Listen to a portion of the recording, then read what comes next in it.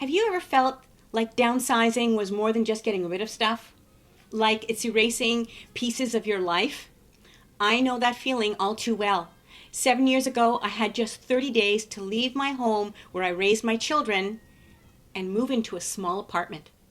What I didn't realize at the time was how deeply it would shape my perspective on living a simpler but more meaningful life. Welcome back. I'm Stella.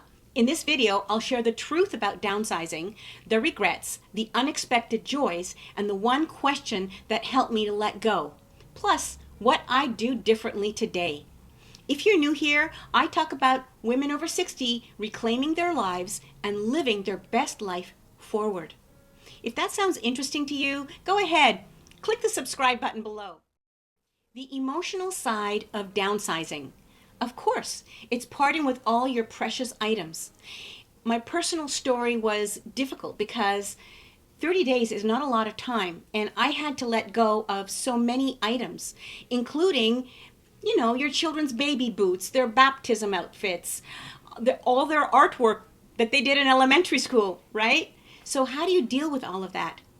I didn't have a choice. I had to get rid of it. But you know what? My kids didn't want them. So why was I holding on to them? How would they serve me? I had to stop recording because this still hurts to talk about. It feels like you are erasing your past. It's a common feeling. Everybody feels it. You're afraid of it when you're letting go of everything. But you have to let it go because there's nowhere to put it.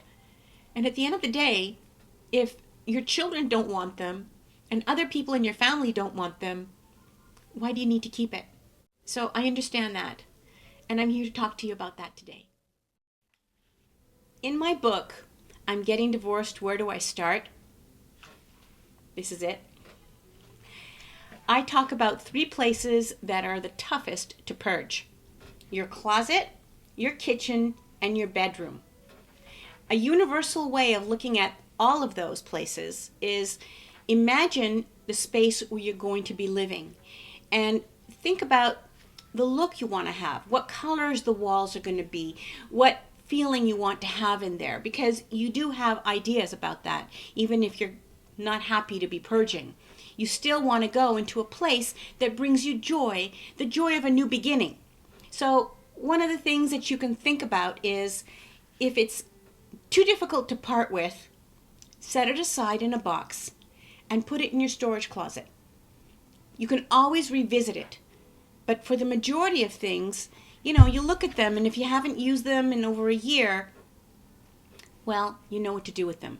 However, here's something that I did in my bedroom, which was a little bit weird, but it was such a great thing. I set up my coffee machine on the night table next to my bed with my favorite coffee cup. And the reason was I wanted to feel like I was in a 5-star hotel. When I woke up in the morning, I just reached over, pushed the button, and waited for the coffee to drip. My bedroom smelled of coffee aroma. It was wonderful. I did that for several months until I really felt cozier in my new place. So that might be something you can try. The question that changed everything. Will I use it in the next 10 years? Yeah, because I was 60 and I figured in the next 10 years, by the time I'm 70, am I going to use any of this? And that was a very interesting question. It really helped me get rid of things. One of the things that hurt me a lot was getting rid of my art supplies. I had an art studio and I still am a painter. I was a watercolor artist since 1999, and I had accumulated some very unique items. My inventory was enormous. One of the things that I had to get rid of, oil painting box, and I still miss that. But honestly speaking, between then and today, I did not have time to do any oil painting. So I would have kept that box, the paints would have dried up, my brushes would have gotten icky, so it's a good thing that I got rid of it. If I want to start oil painting, I'll buy new supplies from Fresh. So this is how one of the things. This is an example. I hope it helps you. There were also unexpected joys of letting go. You know, there's a lot of freedom and clarity that comes with purging unnecessary possessions. You know, all those itty bitty things that you got at Marshall's or at the dollar store. They're cute little things. They're essentially dust collectors. So a lot of those things is very easy to purge and bring them to the Goodwill store. Also, when you downsize, you create space to fill with new memories, and it's lighter, and you know that the new memories, it's a new purpose in your life, and it's not all negative, you know, it's going to be positive. You'll see.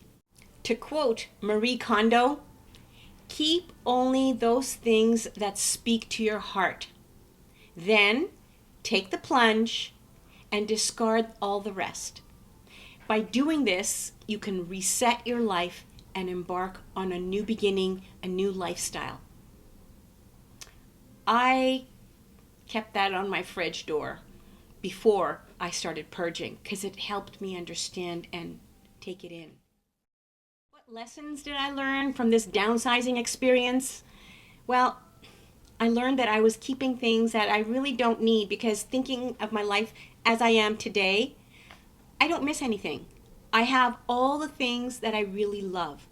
Look at that picture in the back. That was from my mother. I kept that, but it's beautiful and it's one piece. So that's what I mean when I say that I don't really miss anything. I just kept the pieces that mattered. But if I have any advice, there's one thing that I talk about, but I didn't do myself, is items that I was hesitating to get rid of, but I got rid of anyway. I wished so much I had held on to them and put them in a box in my storage closet so that I could look at them again and decide if I really wanted to keep them. I would keep them and I would make space for them. But every time you make space for something in your living place, something else has to go. So this is the conversation that you have to have with yourself. And this takes time. You can't do it in 30 days. That's the only regret I have, really. And of course, some of my very precious art supplies. But in all honesty, will I use them? No. Here is something that I didn't realize I would think of. Back then, I was 60, and I was telling myself, am I going to use these in the next 10 years? I looked at being 70 as the end.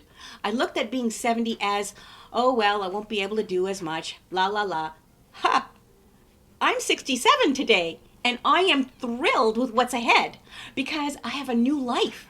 I am so energized with this new life, and having you here on this platform and putting together freebies to help you along, all of that just energizes and gives me so much enthusiasm, aside from the fact that I have other projects that I'm working on. I have my podcast too. So there's a lot of great opportunities. You know what? I think the 70s are going to be fabulous. And so will yours. There are so many older women that are just blossoming in their 70s. And I strongly believe that will be the case for this generation of women. We're going to blossom in our 70s. So take that to heart too. Don't think that 70 is the end of the road, because here I am. I'm 67, 3 years away, and I can hardly wait to see all the things I'm going to accomplish. I'm Stella. If you enjoyed this video, like, share, and subscribe for more empowering videos and freebies. Thank you so much for watching. Hope to see you in the next video. Take care.